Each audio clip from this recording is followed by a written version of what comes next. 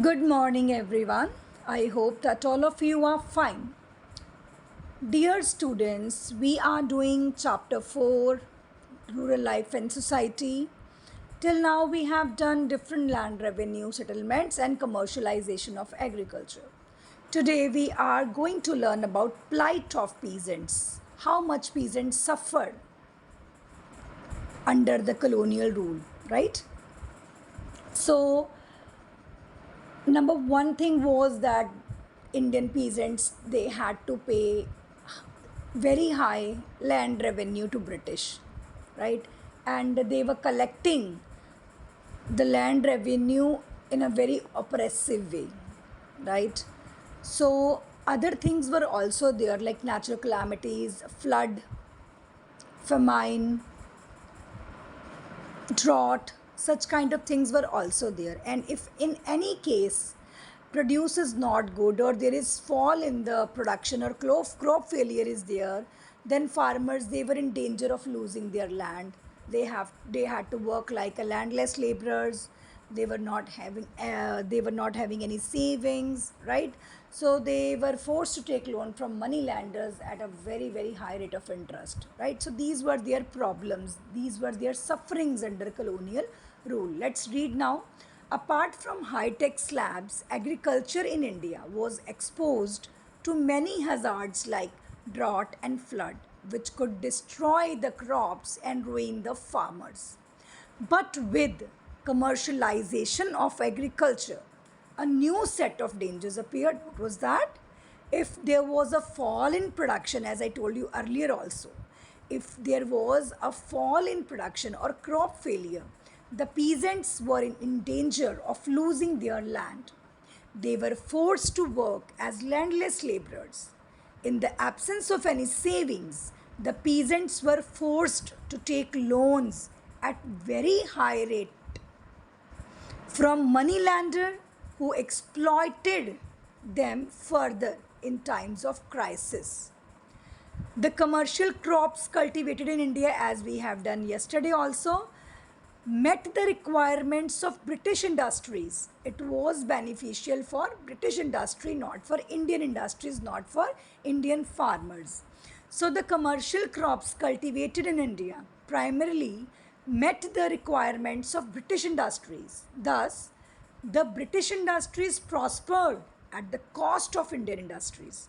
But the benefits of commercialization of agriculture did not reach the Indian farmers. Commercialization of agriculture was proved beneficial, but only for British industry, right? Now, as you know, people, especially Indian farmers, they were not satisfied under British rule. So they protested against British, right? But what was the problem in 18th century, in 19th century, you can say, especially in 19th century, the revolts which were done by the protests which were done by Indian farmers, those were not organized, right? But slowly in next century or after some time, the revolts, the protests, they got organized. So people, Indian farmers, they you know resisted against British oppressive policies. But after some time, initially the revolts, the protests, those were not organized. Peasant revolts, the annexation of territories by British, as like in after the battle of Buxar Palasi, right? The territories were annexed by British. Then the civil, judiciary and revenue administration, and then economic exploitation like these land revenue settlements, particularly of the rural areas, created widespread discontent or dissatisfaction among the cultivators. A number of peasants outbreaks and revolts took place in 19th century, but these revolts were not organized ones, not planned one. For instances, there had been instances of sporadic resistance in Champaran in northwest. So sporadic, you can say occasional, right? Resistance, to stop somebody from doing something or fighting back, you can say. There was also a strong disturbance in Champaran in 1867-68. So Champaran, it was a district in Bihar, and peasants, they were protesting against indigo planters because they were forced to grow indigo without any payment, with hardly any payment for it. That's why they were protesting against planters, right? Now, changing nature of peasant revolt in 20th century. So what was the difference in 19th and 20th century? So revolts which were organized in 19th century, those were not organized. Those who outbreaks in 19th century, those were not organized. But the revolts, the protest which outbreaks in 20th century, those were organized and planned, right? So, in 20th century, the movements of peasants were better organized. They received support from political parties, because now political parties, they also started set up, right?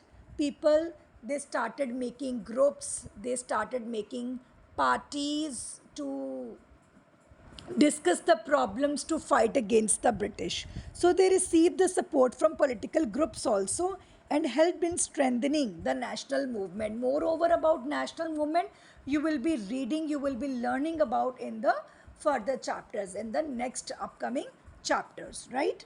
In 1920-21, now you are going to learn about different, you can say, organization, different sabhas, different samitis which were organized under the political leaders, right? And how did they fight back, or how did they protested against the British, right? So in 1920-21, the peasants opposed the arbitrary rise in revenue imposed by local zamindar talukdar in the district of Pratapgarh, Rai Bareli, Sultanpur and Faizabad district of Uttar Pradesh. So first of all, there was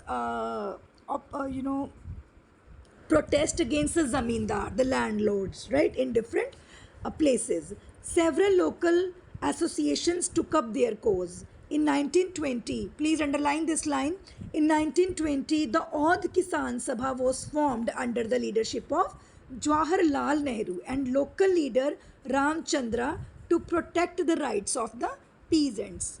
Next, the peasants in Tanzore resisted the rise in revenue in 1923-24 with some success. So they got successful also. So when the revenue, there was a rise in revenue, people, especially peasants, they revolted, they protested against this rise, right? In coastal Andhra, NG Ranga founded the first Riot Association, first farmer association in 1923. And in 1927, a powerful Kisan movement took place in Krishna Godavari Delta under the leadership of T. Prakasam and Konda Venkatappa. In Uttar Pradesh, the Kisan movement finally resulted in demand for abolition of the zamindari system. So zamindari system was also abolished, right? Next, in Bihar, the Bihar Provincial Kisan Sabha was established by Swami Sahajanand in 1929.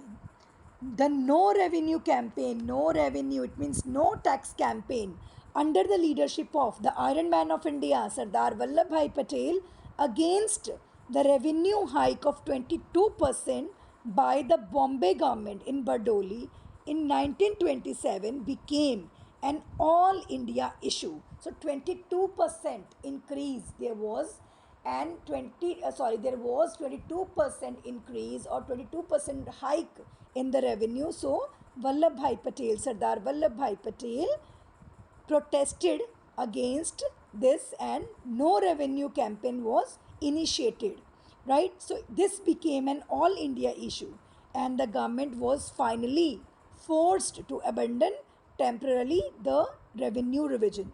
In Kheda too, the revenue remained more or less the same as it was in 1890 because of determined resistance of peasants against its rise, because peasants, they were not allowing British to increase the land revenue, right?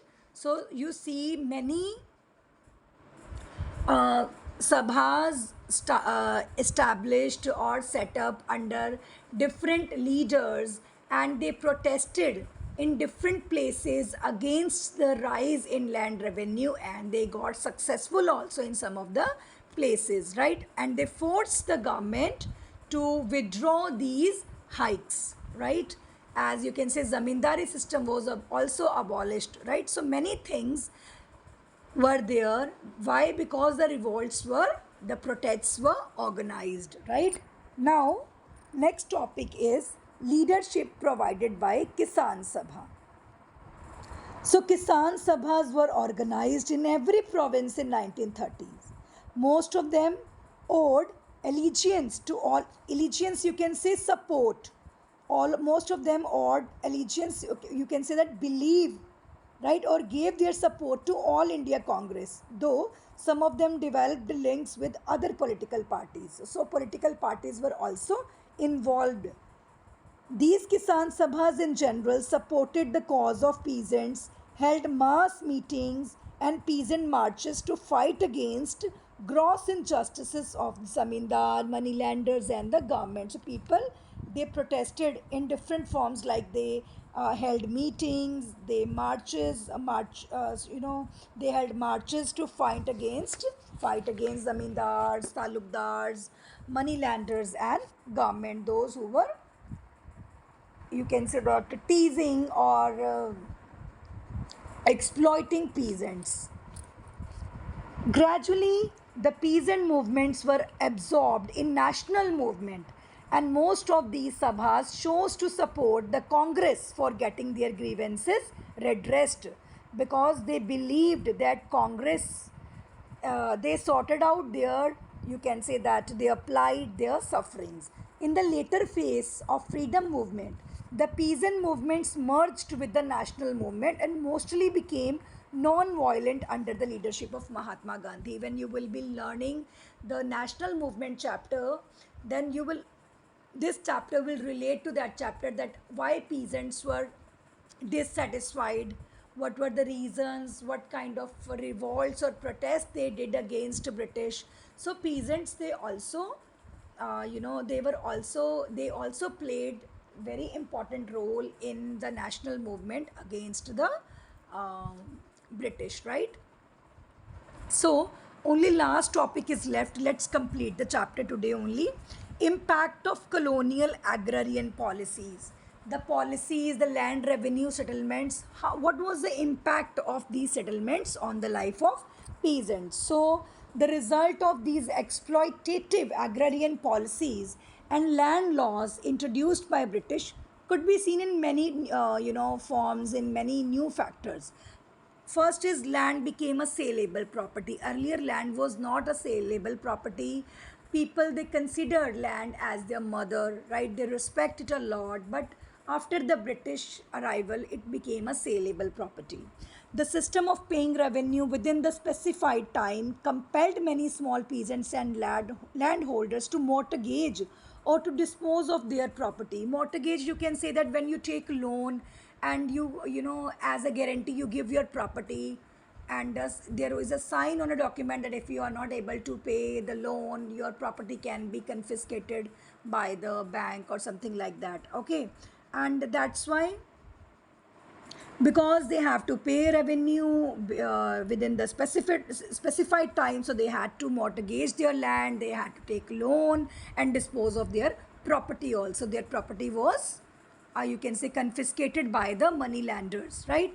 Whenever peasants failed to pay land revenue, government put up their land for sale to collect the arrears of revenue. Arrears, you can say that money that somebody should have paid earlier, right?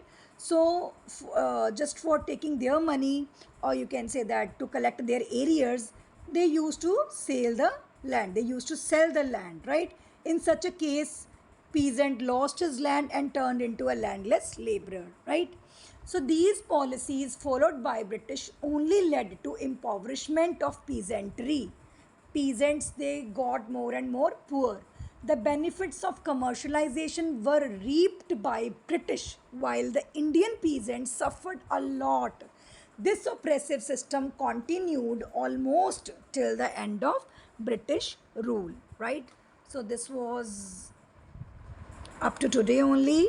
There is a apply it, use the picture to answer the question that you will be doing yourself. When we will be meeting on Monday, we'll be discussing about it, right? And there is a passage also, that read the passage carefully and answer the question given below. That also, that is your written work that you need to do on your book only. You can mark the answers on your book only, right?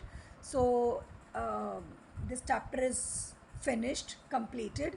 If there is any query, there is any problem, if there is anything which you do not understand today, please feel free to message me, right? Write your query in a text box and please send me, okay? I'll be definitely helping you. Okay, have a nice day, beta. God bless you all.